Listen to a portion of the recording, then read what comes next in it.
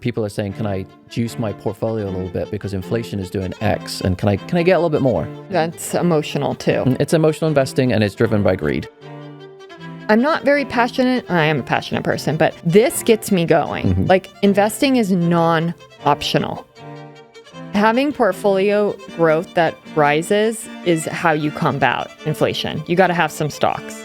Let's say in 1970, you just kept that $1,000 in your bank account. It would be worth $107 today. Mm-hmm. You got real poor. What would happen if you invested that $1,000 in the S&P 500 in 1970 and you just let it ride? A little bit more. This number is like astronomical. If it seems like your Social Security check doesn't go as far each year, even after the cost of living adjustment, that is not just a perception. Inflation, while it's now quiet, has affected Social Security and Medicare premiums differently. We're going to take you through how inflation works, how it feels like Medicare has taken a bigger chunk out of your Social Security check, and how we solve for this problem. Welcome back to another episode of Playbook of the Wealthy. My name is Dave Grant. My co-host, as always, is Heather Townsend. Today, we're talking about inflation, Social Security, Medicare, and all of the above.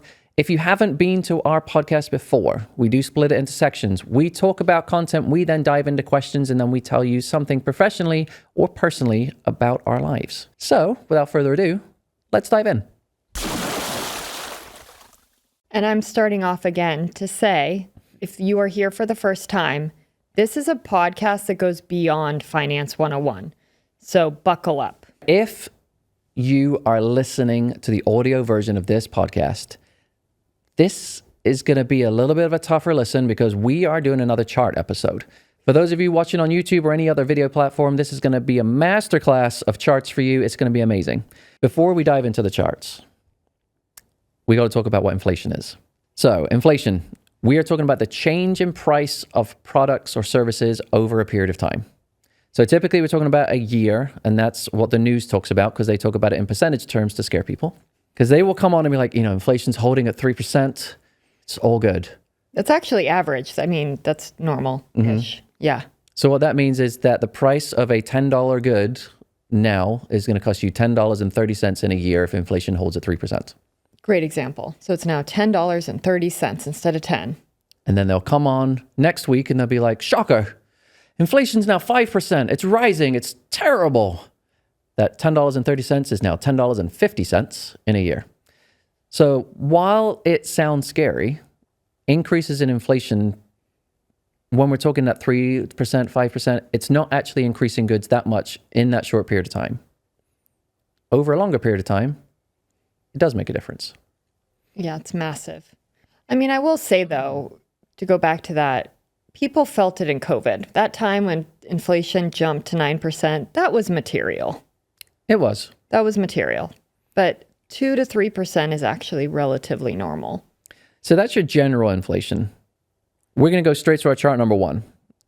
So this is going to show you the price change of everything. This, when I found it, I was like, 3 to 5%? What the heck are you talking about? This is all over the place. That's what I think is so interesting is for people to understand that inflation is an average, but it's not equally disproportionate. Am I saying the word right? Nope. Let's say the word for me. Equally distributed? Sure. Among goods. Yes. Or services, right? And I mean, this chart is shocking. All right, so let's look at the top part of the chart first. Yeah. Does anyone want to guess? Listeners, what do you think? They're literally looking at an image right now. Oh. So everyone guess. If you get it wrong, shame on you. All right. So we're talking about, let's look at the top four. Hospital services at number 1, and number 4 is medical care services. This is over 200% price of changes from the year 2000 to the year 2020. In hospital services and the medical care services, you're right around 125% difference. That's a lot of money. So if you were paying $100 for a doctor's appointment in 2020, you're now paying over $200 for a doctor's appointment if it's in that hospital services category. This is huge. That is huge. In the middle of those, we're talking about college tuition and college textbooks. I've got a kid going off to college. Heck yeah, this is more expensive. And the value of it, we are not going to go into that. because, yeah. The flip side, TVs. I was pulling up some fun stats. This was funny. TVs being at the bottom. Like, that surprised me. Well, it also doesn't look like it makes sense, because why are TVs 100% cheaper? Does that mean that they're free? I don't know. Can you explain? I can. Okay, let's go. If you were in the year 2000 and you bought a $5,000 TV. TVs were $5,000? They were. In 2000? Yeah, that TV is now worthless. So that's why it's a 100% drop. Because the technology has advanced so far that TV from 2000 is now junk. Okay, that makes sense. But my husband and I had to buy new TVs for our house because, we upgraded our house and somehow that came with TVs. Don't get me started on that. It was not expected. We had to buy, I think, a 70-inch or 80-inch massive TV for our living room. Yep. Alex and I had to disagree on this for a little bit, but we did not spend $5,000 on a TV, and we got a really nice TV. I think it was maybe like $2,000 or $1,500 or something. Like, they are, and it's a nice TV. We're not getting. So if you looked at that TV in a movie in the year 2000s, that is tens of thousands of dollars, probably getting close to $50,000. So it's TVs have technically, even with the technology advancements, they've come down. Yep. Flashcard round. Let's go to chart number 2. Rapid round. We're going. Inflation by presidential term. This is showing you that inflation doesn't care who is the president. It doesn't matter what bills they're bringing in. It doesn't matter what they're saying. It doesn't matter if they're a Democrat or a Republican. It is going to go up and it's going to go down. It is more dependent on the stock market. And what were you going to say? Well, no, this backs up what I eventually want to do a podcast episode on is the stock market also doesn't give a fluff of who is in the office, whether it's Democrat or Republican. I have data for days that I can't wait to bring to our podcast. Okay, so the inflation matters more on what the economic cycle is. Flipping over, chart number 3. Oh, you're just firing these. Now we're talking about Social Security and cost of living adjustments.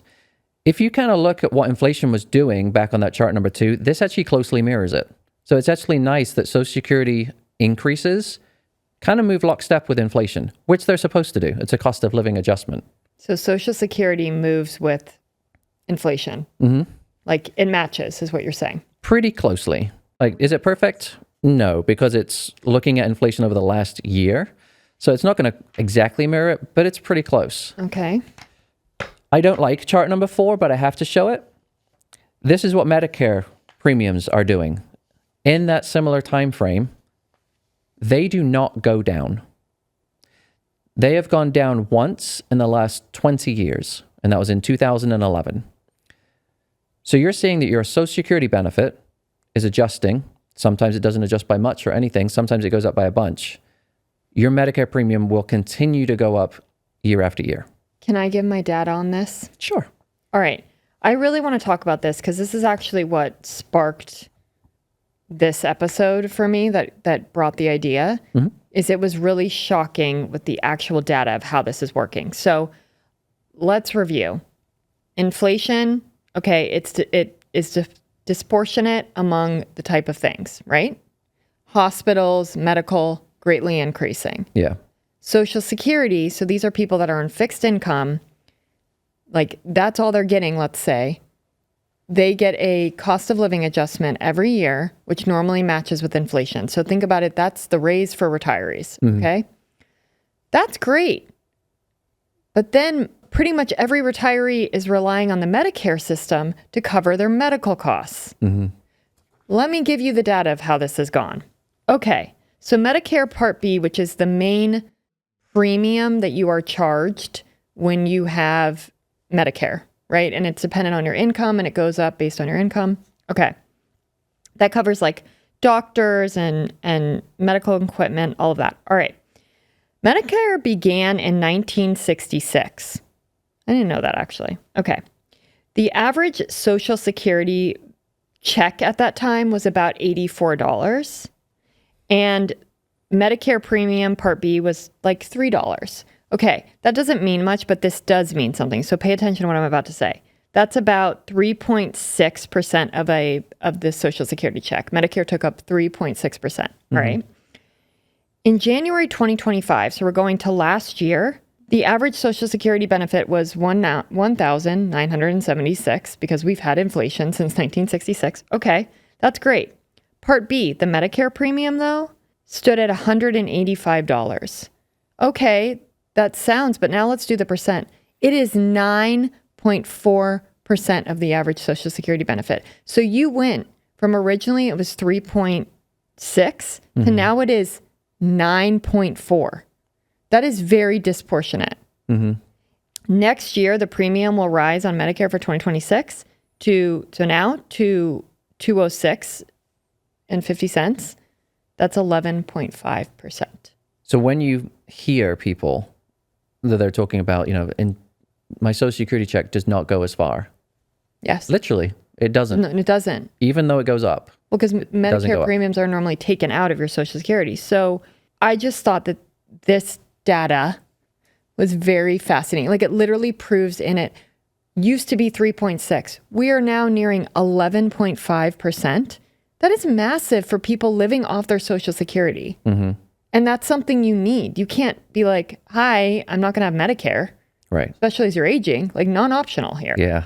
What the next part of this article that I was reading, it kind of puts it more into terms for retirees too, is that in August 2025, the average check was $2,000 for Social Security. They're anticipating a 2.7 raise, right? So they'll see about $54 more per month. But the $21.50 rise in Medicare will consume nearly 40% of the Social Security COLA increase. That's wild. Like 40%. And look, I'm not trying to be like, Debbie Downer or whatever. I'm not. But when you look at these numbers and people that are living off Social Security and you talk about inflation, where inflation is happening matters. And this is a problem. I just think we're a little bit nerdy, and I think it's important to share what we're seeing in data. And I think it's something we need to pay attention to as a country. I do. It's concerning. And then, not to go on another tangent, but I don't know what happened to you for your clients that last year when they were enrolling in health insurance for 2026. So this is non-retirees now. You're talking about like business owners. They're on the marketplace for health insurance. They saw some of the biggest increases they have ever seen because some of the subsidies that were originally paid went away. And so it's not just happening with Medicare, it's happening with health insurance in a huge way. It is. This is across the board. The part that really hurts is the lower income part of the country, which we really don't talk about much on this podcast, but it hurts them the most. Like this is the lion's share of their retirement, their Social Security check. And when more and more of the percentage of it is taken up by Medicare, the more that they get to spend on living. And when inflation is also hitting other parts of the economy, they don't have enough dollars to go around. So it hurts. I mean, this is some of why I like to share on the podcast and talk about bigger issues. You know, I'm a big thinker. Our healthcare system isn't great as it is, I don't think. Like, we don't try to prevent disease and all of that as much. And people are complaining about getting, like, the attention from their doctors that they wish, the wait line, all of that. And then we have prices increasing. Like, I don't know what the solution is, but I know we have some really smart people in the country. And I hope we can put some minds together and figure this out. I'm just going to put that out in the universe. Sure. Yeah. All right. So let's talk about how you combat inflation and then stay financially ahead of this problem. Yes. You want to stay ahead. It's needed. Yes. The simple answer, invest your other money. Have other money. Have other money and invest it, right? Like, don't just have a Social Security and a pension. You need to have money tied to growth. And that's the end of our podcast. That was the answer. Thank you for no. So let's talk about coffee. Coffee? Oh, we're talking so nerdy now. We're going in the weird voices. All right, coffee. Let's try and do New York coffee. Coffee? Is your example, right? Yes. Okay. In 1970, a cup of coffee cost about 25 cents. I mean, that's hysterical. You could just go with a quarter. Today, just a regular black cup of coffee is $3 to $4. So let's say in 1970, you just kept that $1,000 in your bank account, right? You didn't invest it, and you leave it in Chase, like where I have some of my cash, and it earns 0.01. Yeah. That's don't even count it, right? It would be worth $107 today. You got real poor there, like 90% decline, basically, right? All right. What would happen if you invested that $1,000 in the S&P 500 in 1970 and you just let it ride? A little bit more. This number is like astronomical. $323,000. $323,000. So you could either leave it in a bank account for 55 years and you'd have $107, or you could have $323,000. So invest. It's really non-optional. I'm not very passionate. I am a passionate person, but this gets me going. Like, investing is non-optional. All right, so let's talk about the real things that people need to do. So if we're just saying invest, like, this is a little bit more that goes into that. You know, if you need some cash, that's fine. Everyone does. Keep it in a high yield savings account. Like, don't just leave it in your bank. Like, get some interest on it and make sure that it's not just dwindling away. That basically keeps you par, right? I would say that like keeps you not diminishing, but it's not getting you ahead of inflation. Yeah. If you need some bonds in your portfolio, which you may do, you may not, depends on your age and what you're planning to do, have some of your bonds in inflation protected bonds. Tips. So some bonds, you know, they're going to be what they're going to be. They might not increase with inflation. It may just be a static interest rate. Tips pretty much rise and fall with inflation. So it's going to be a hedge for you there. Equities is where you're going to get your most inflation protection. That's the juice. So this is the growth part of your portfolio where it's going to be, okay, for the long period of time, I'm going to leave this alone. The economy is going to do what it's going to do, and it's going to grow. And inflation, we're going to leave it in the dust. Like, we don't care about it. We're growing well past beyond that. For people who have conservative portfolios, you are fighting a battle with inflation because you're not really growing too much past it. People who have aggressive portfolios, they don't really look at it too much. So your equities, when we're talking about, yes, they're going to be outpacing inflation, you want to make sure that it is diversified. You know, when we talk about, okay, if you were investing just in the US economy does great, but sometimes it's not going to do well. So in the US economy, it can be great, it can not be great. Sometimes it's going to underperform inflation. So that means your portfolio is not going to look great. But if you were to take some of that money and be diversified and be outside the world, outside the US, those countries, those economies, they are really growing very differently than the US is. So they may be outpacing inflation. So you need to have your portfolio in each of those different places around the world so that you're not relying just on one. You said that very well. I say it a lot. No, but the way you said that was very well. Thanks. This is what I was going to say. My retirees, I actually adjust their withdrawals from their portfolio based on inflation. That's part of when I have their annual review with them. One of the metrics I look at if we're going to increase this year's withdrawal, if they're going to get a raise, let's say, from their portfolio, is what happened with inflation last year. I bake inflation into my retirement assumptions. Like, this is why you invest. Interesting. And so, I mean, look, we can fear all these scary terms, but I do really believe in empowering people. And I hope with the numbers that I gave with the cup of coffee and what would happen if you just left your cash in your account, like, investing is non-optional and you can definitely combat it. And there are many tools in our tool belt to combat it. I mean, that should have been my bow. You want to do your bow now? Bow number 2. Yeah, bow number 2. Having portfolio growth that rises is how you combat inflation. You got to have some stocks. All right, you have to. Social Security is shrinking with Medicare premiums rising. That is the data we gave. So if you want a really nice retirement that is not very impacted by inflation, you need to have investments on the outside of Social Security and pension. I'm assuming you are, Dave, Mr. Pension. You're still going to have investments outside. A lot. Yes. And you can't just retire on Social Security either. You can't. No. All right. I think that's it. That's my bow. Invest. All right. Before we move on, we need a favor. This is going to be quick for you. Throw us a like. throw us a comment. Some comments that we've been getting are really good. Some people are just leaving comments for the sake that I'm saying leave a comment. They're not as great. But What did do they that. say? I'm leaving a comment? So leave us a like, a comment, subscribe, follow, send it to your mom. Do whatever you need to do. If this is your first episode here, just sit back, relax. We're not asking anything from you. Unless if you loved the episode, please tell us. All right, we're going into our next segment. This is our question segment of the podcast. It's called What Would You Do? Question number 1.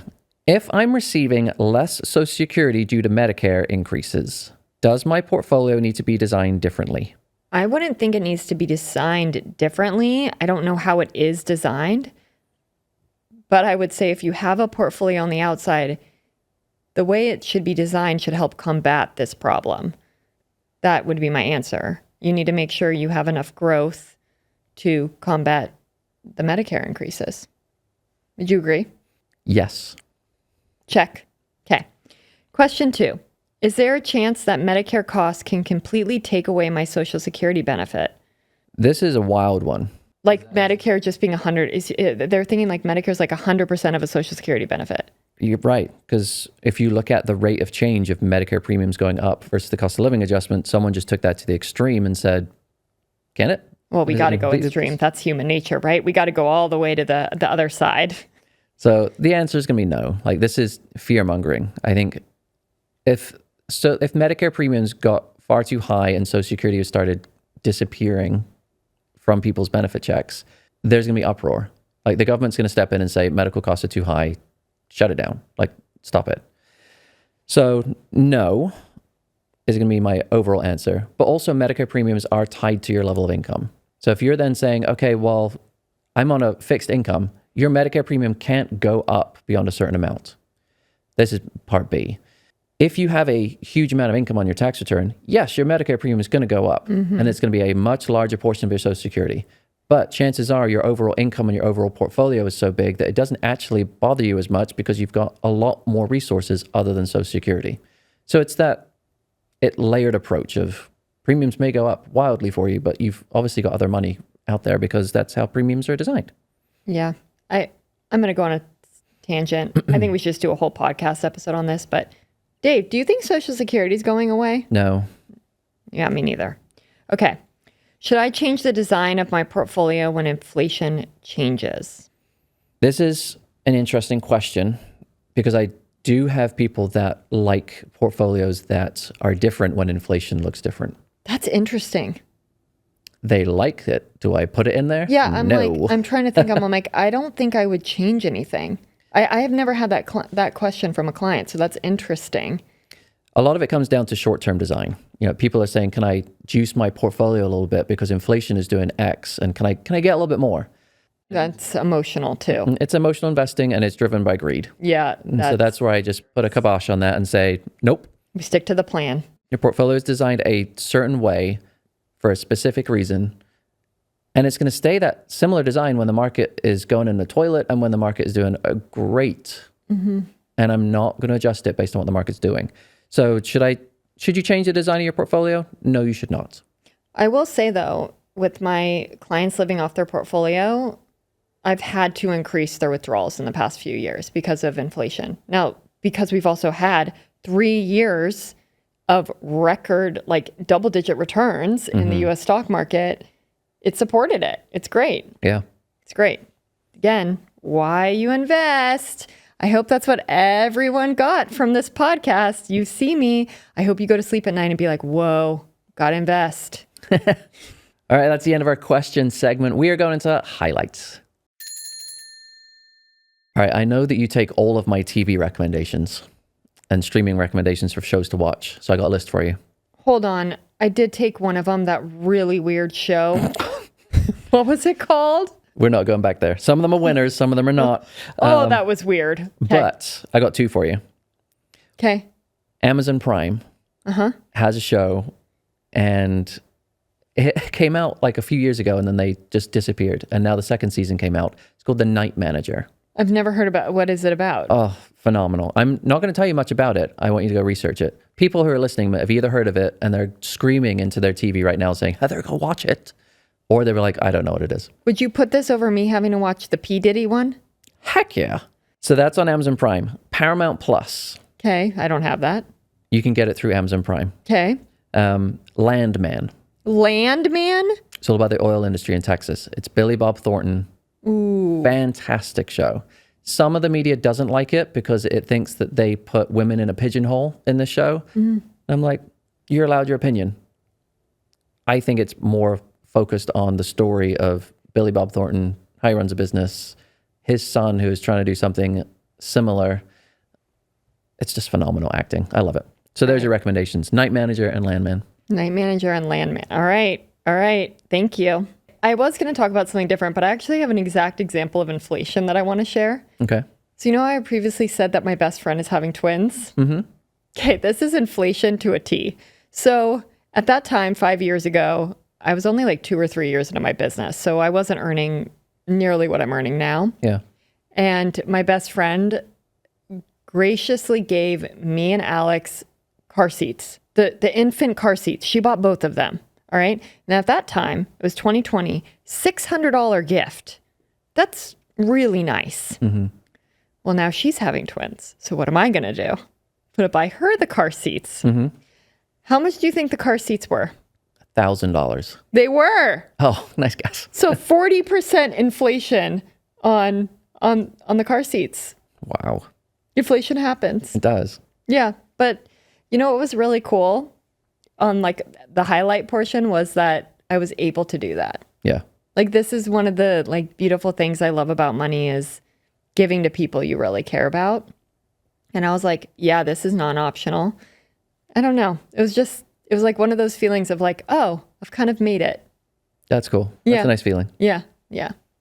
All right, that's the end of our episode. Thank you for listening to Playbook of the Wealthy. If you want to follow us and listen to us while you walk the dog, you can. We are on every podcast platform that you can find. If you want to watch us on video when you get back from doing that, you can. We're on YouTube, Spotify, Instagram, and LinkedIn. If you want to send us an email, you got to go to our website first. We are at playbookotw.com. If you want to send us that email, then you can. We're at hello@playbookotw.com. And we'll see you next time. Toodles. All opinions expressed by Dave Grant and Heather Townsend are solely their own opinions and do not reflect the views of their respective wealth management firms. This podcast is for informational purposes only and should not be relied upon for investment decisions. Nothing in this material constitutes a solicitation for the sale or purchase of any securities. Clients of Retirement Matters and Townsend Financial may maintain positions in the securities discussed in this podcast.